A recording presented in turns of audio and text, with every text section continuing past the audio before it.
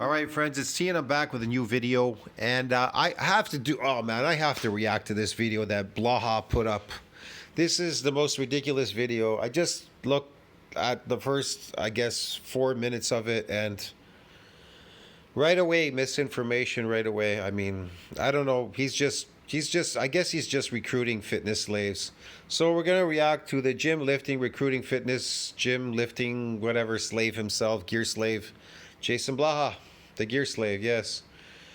So Blaha says gaining muscle is a biohack for health. Absolutely not. That is fake. Gaining muscle is a biohack for overall health and fitness. Hey everybody, it's Jason Blaha here. I thought I would chat with you. For fitness maybe, but not health, no. Guys and gals, a little bit about this today. This is a topic that 10 years ago, 20 years ago would have been controversial. And I'll tell you why it's not healthy for you to try to,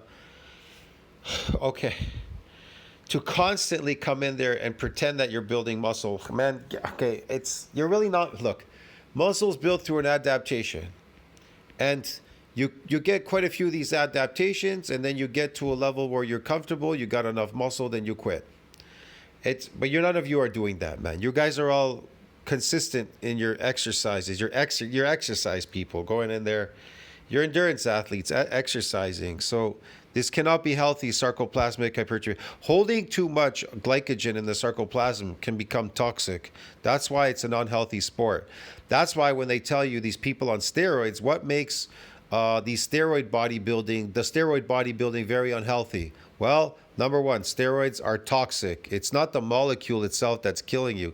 It's the toxicity that's causing the inflammation in your body that can cause you, I don't know, it could cause you a tumor, cancer, heart attack, whatever, a bunch of stuff. You're putting stress on your heart, you're stretching your heart out. And that's another reason. That's inflammation. And the toxicity and everything else, whatever. And the fact that you're eating a toxic diet, a fake diet, and holding glycogen in your muscle, creating these artificial muscles, it's crazy, man. It's gonna destroy you, dude. But if you look at all the modern science that we have out there today, it's not even controversial. Like, this is not a controversial statement. Now, when I say this, I do mean people gaining muscle through lifting weights and eating protein and diet. Obviously, if you are using large amounts of special supplements, aka pharmaceuticals, the side effects of those supplements, not supplements, we know what they are, they're drugs. The side effects of those things can obviously add up and offset these benefits. So generally speaking, No, really? He has to bring up the drugs, because isn't that what Blaha's doing? So how could this be healthy for him if he's taking drugs? Drugs. He's talking about drugs now. Outside. How can any drug be healthy for you? Exercising, taking drugs. Let me explain something to you. A scientist will tell you the same thing. Eating carbohydrates is the same as eating a drug. So you're eating drugs and exercising. How can that be healthy? That is very unhealthy.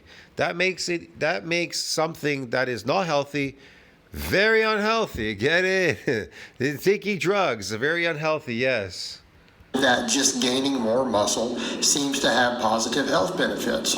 No, gaining sarcoplasmic muscle does not have any health benefits. And even if you were to get myofibrillar growth, there's no health benefits because you got a bunch of nuclei to support further muscle growth. That doesn't make any sense. Just in general, and that's muscle through your whole body. So this is one of the things I tell people. It is in your best interest, if you just want to be healthy, to actually put in the efforts to gain as much muscle as you possibly. Well, the majority of people that are slaving, doing these slave jobs like him in the garage, laboring has never increased or was healthy for anybody that I know of. They all died young.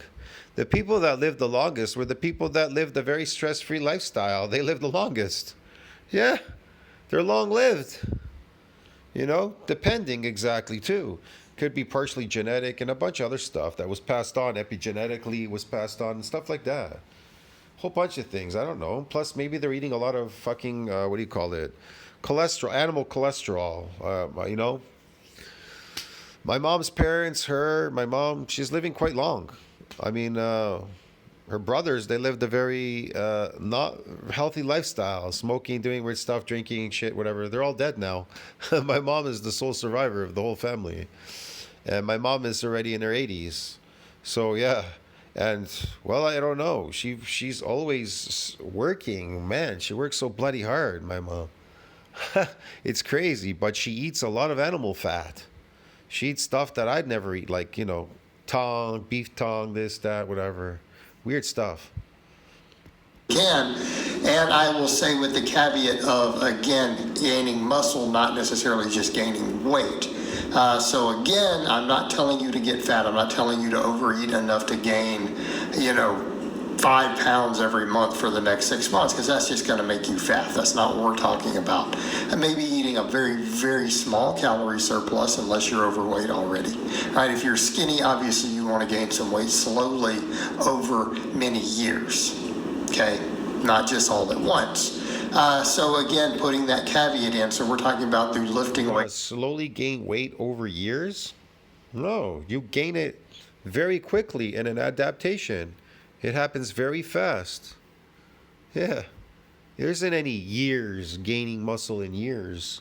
If you let years go by, you may lose your best years. I think honestly the best years are your teenage years and up to 25 to build real good muscle, I would say, and bone density and real muscle. That's a good time to really build it. It becomes pretty much, a lot of it becomes permanent.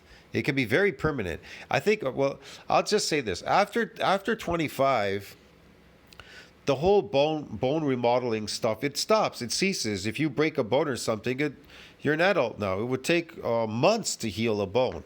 But if you broke a bone up to the age of 25, it'll only take a couple of weeks to heal.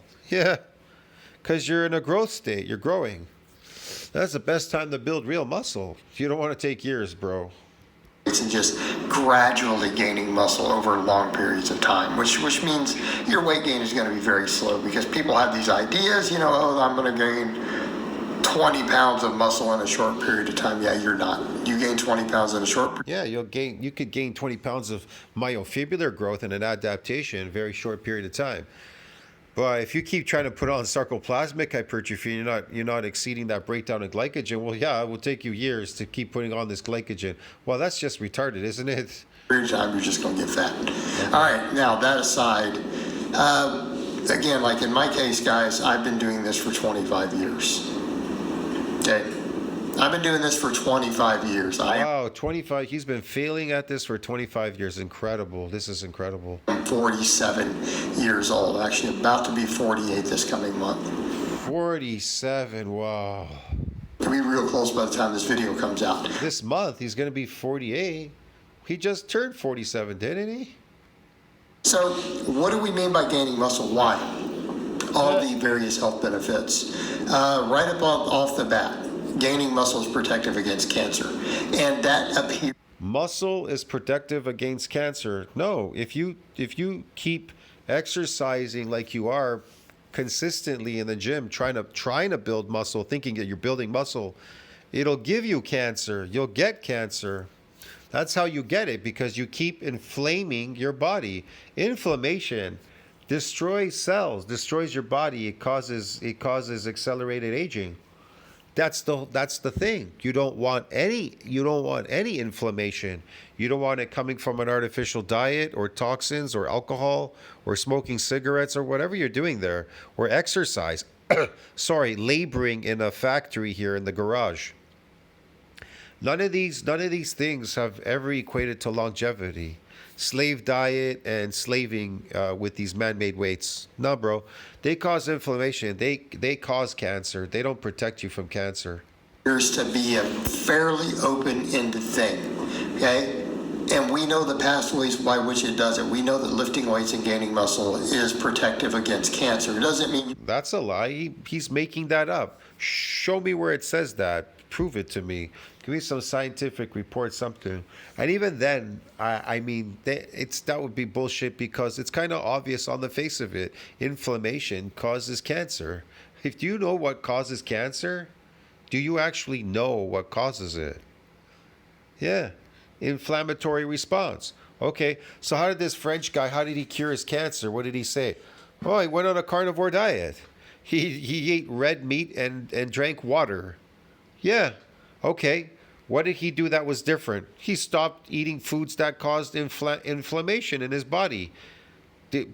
Drinking wine is not healthy for you. Hello, drinking wine and fucking eating these weird foods, carbohydrates and shit that cause, and these toxic plants that cause inflammation. Well, what did you expect, right? See what I mean? This is ridiculous. You'll never possibly get it. No, but it That's why. That's why weightlifting, exercise is unhealthy. Get it? Because it causes inflammation. That's what makes it unhealthy. That's why I told you I'm not an exercise person. I ain't a fucking exercise channel. I fucking hate exercise. And I try to stay away as far away from inflammation. I do shoot some hoops. I do certain sports. I like to ice skate, but that doesn't cause me inflammation ice skating. I do some swimming, but really I do it in such a comfortable way. Nothing that's going to inflame me whatsoever. I play some basketball. I shoot some hoops. I do a lot of sports, okay? And I do them in such a way that they don't cause me inflammation. That's it. Now, as far as lifting, I don't lift. There is some inflammation, but that's only in an adaptation when I'm trying to get some extra cells or muscle or something there. That's it. That's it. That's the only ever time I come into the gym. That's it. That's it. That's it. That's it. I try to stay far away from any inflammation, and I suggest you do the same. dramatically reduces the odds. And very simple, this is going to make sense when I explain it. No, it increases the odds of you getting it. Okay, you ready? Muscle tissue, particularly when you're training, is very insulin sensitive. Okay? Yeah, the only time it becomes insulin sensitive is after the session. Okay, there's insulin sensitivity, but what if you're eating an artificial diet? These eat sugar, Coca-Colas and sugar diets, carbohydrates. I'm not talking about complex, I'm talking about carbs now. There's a difference between complex and carbs. You're eating these carbohydrates. What do you think they're doing? What do you think they're doing? Spike your insulin. It's a growth. It's a type of growth hormone. But when insulin spiked, it actually shoots out a bunch of other things. Other chemicals come out with it that you don't realize. See, insulin, yes, your body has insulin. It can come out without, you can have it come out without spiking. But when it's in a spike phase, man, then it releases different kinds of chemicals. That's where the problem starts. Cancer cells are very insulin sensitive. So the more I like how he says cancer cells are very insulin sensitive. Yeah, when you spike in insulin eating these fucking artificial diets, what'd you expect?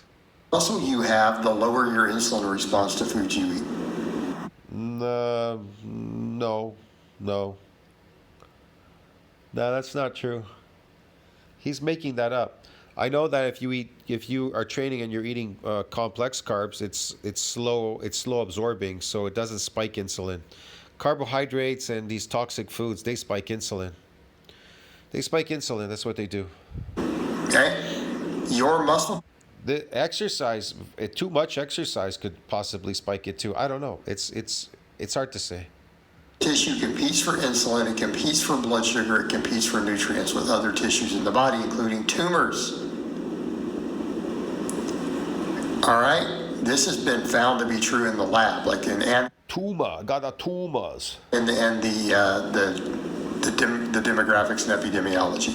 Okay, this has been studied, it's understood, and it's open-ended. So in other words, if you gain 5 pounds of muscle, it'll be protective against cancer. If you gain another 5 pounds of muscle, it's slightly more protective against cancer.